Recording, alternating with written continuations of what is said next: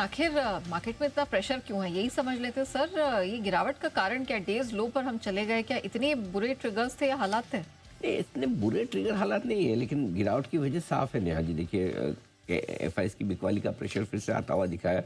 पिछले 3 दिनों से आप देख ही रही थी कि एफआईएस कैश मार्केट में बिकवाली कर रहे थे, करेक्ट। उसके बावजूद बाजार थोड़े से संभलने की कोशिश कर रहे थे। उसकी वजह ये थी कि नेट नेट खरीदारी हो रही थी, तो नेट नेट खरीदारी का आंकड़ा बाजार को थोड़ा सपोर्ट देने की कोशिश तो कर रहा था।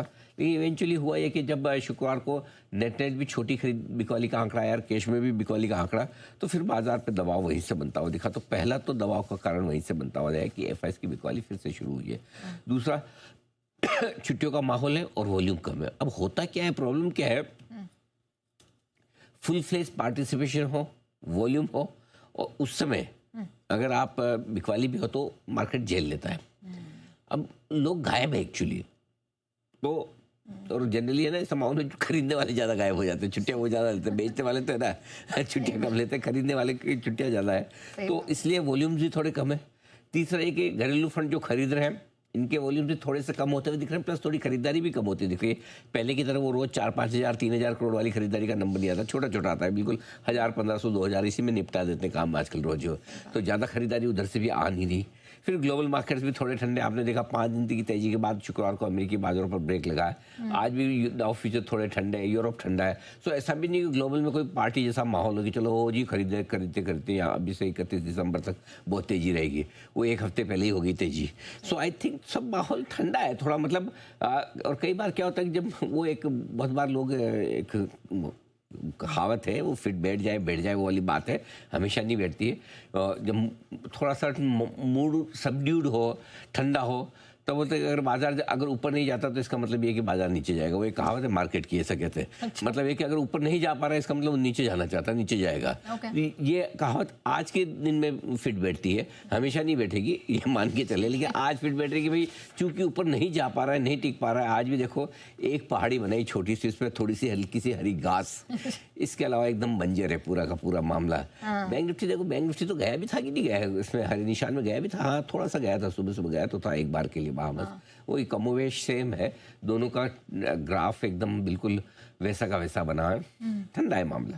लेकिन सर निफ्टी बैंक के लिए तो मौका था, आरबीआई को ओएमओ का एक्शन है, तो उसके पास तो मौका था ना। नहीं, वो हो गया। आरबीआई का ओएमओ जिस दिन खबर आई उस दिन डिसाइड हो गया, वो आ गया प्राइस में कि भैया आ रहा है भाई 2 लाख करोड़ रुपए 29 तारीख से लेके अभी 29 दिसंबर, कब 29 कब, आज ही तो है। हाँ सॉरी, आज ही है। आज से लेके 12 दिन देखो आ रहे हैं, 50,000 करोड़ सिस्टम में आ रहे हैं, फील ही नहीं हो रहा है सब। तो एक्चुअली है ना, वो एक बड़ी इंटरेस्टिंग चीज़ बता दूँ, काफ़ी लोगों को पता है जो बाजार में काफ़ी समय से, लेकिन हर रोज़ हमारे कितने नए दर्शक भी हमारे साथ जुड़ते हैं, उनकी जानकारी के लिए बताता हूँ। भाई लिक्विडिटी होती है ना सिस्टम में, नकदी, उसको फाइनेंशियल मार्केट का ऑक्सीजन कहा जाता है। जैसे ऑक्सीजन कैसा है, आप और हम बैठे हैं स्टूडियो में, शो कर रहे हैं आराम से, सांस ले रहे हैं, सांस में अंदर ऑक्सीजन जा रही है, दिख रही है क्या किधर ऑक्सीजन, नहीं दिख रही।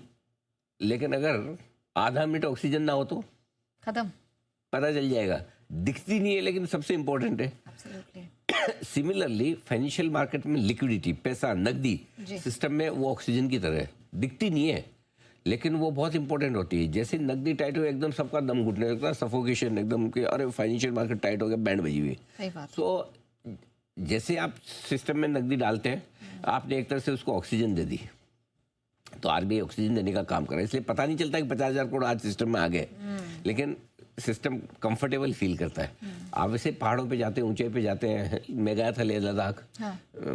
मतलब मैं पहली बार मतलब गया तो मुझे फर्स्ट टाइम ऐसा फील हुआ कि आदमी बोलने में भी हाफ जाता है। एग्जैक्टली मतलब वहाँ जाके आपको उस वातावरण के साथ थोड़ा एडजस्ट होना पड़ता है, इसलिए लोग बोलते हैं कि वहाँ जाके एक दिन तक आप कुछ मत करो, पड़े रहो 24 घंटे पड़े। हाँ, वो करना एक्लिमेटाइज होना पड़ता है, पड़े रहो। मतलब अरे ऐसे ही बोलते होंगे क्या है, बालकनी में जाके बाहर बोला तो दूसरे सेंटेंस में तो ऐसा लग रहा है कि हाफ रहे हैं, आवाज़ नहीं निकल रही। तो ये हाल लिक्विडिटी का है सिस्टम में, जब होती है तो पता नहीं चलता, नहीं होती तो तुरंत पता चलता है। वही वाली चीज़ है, किसी चीज़ के होने की आप इम्पोर्टेंस नहीं करते, लेकिन जब नहीं होती तब आपको उसकी इम्पोर्टेंस पता चलती है। ओह माय गॉड, आज मैंने भी जैन साहब और कुणाल जी के बाद फिलोसॉफिकल बात कर दी, तीसरी फिलोसॉफिकल बात आज मेरी तरफ से ही है वो। एब्सोल्युटली। अच्छा सर, फिर इंपॉर्टेंट लेवल्स कौन से, मतलब किसके नीचे गिरावट का खतरा बढ़ेगा और कौन से लेवल्स के ऊपर जाए तो लगेगा कि ठीक है गिरावट के खतरे वाले लेवल के नीचे तो आ गए अपन, 26,000 के नीचे निफ्टी पर, 59,000 के नीचे बैंक निफ्टी पर है, तो थोड़ा नीचे तो हमें ही है। अब जो है, अब यहाँ से लेवल बता देता हूँ, तो 25,775, 25,875 निफ्टी पर अगला सपोर्ट जोन है। बैंक निफ्टी पर अगला और ऊपर की तरफ 26,050, 26,150 की रेंज रहेगी। बैंक निफ्टी पर 58,650, 58,800 अगला सपोर्ट जोन है। 58,800 टेस्ट किया है, ये बहुत ही मजबूत सपोर्ट जोन है। और ऊपर में 59,125, 59,300 थोड़ी प्रॉफिट बुकिंग रेंज है। ओके। क्लोजिंग के लिहाज से 23,950, जहाँ पर अभी हमें any close below 26,000 is not good. ठीक है, मैंने 25,950 सेफर साइड पे दिया था, लगता है इससे बढ़िया 26 दे देता तो कम से कम उससे ज़्यादा नहीं गिरता। लेकिन हाँ, ये रेंज है, इसके नीचे अगर बंद होता है और 58,800 के नीचे बंद होता है तो थोड़ी तेजी की पोजीशन कम करनी चाहिए डिसिप्लिन के तौर पर। ठीक है, डन। ये तो इंपॉर्टेंट लेवल्स हो गए, लेकिन स्टॉक्स पे फोकस